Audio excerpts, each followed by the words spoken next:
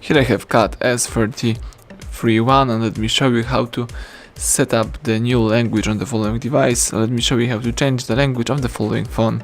So at the very beginning, let's start by using your home screen, tap apps icon right here. Then let's find and select the settings. Here you have to scroll down and let's choose the language and input. It's located under personal tab. Here let's choose languages from the top of the screen. As you can see now, you are using the English from United States, but you can choose add a language. You can select your desired language. So in my case, let me just say that I would like to change my language from English to Spanish. So let's tap on Espanol, choose for example España, and as you can see now, if you put the Espanol into the first position, all list of settings and also applications goes into Spanish.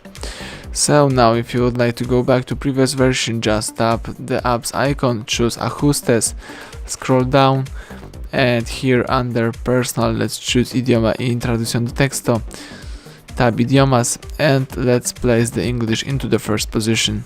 So that's it, you can go back, and as you can see, everything right now is back to English.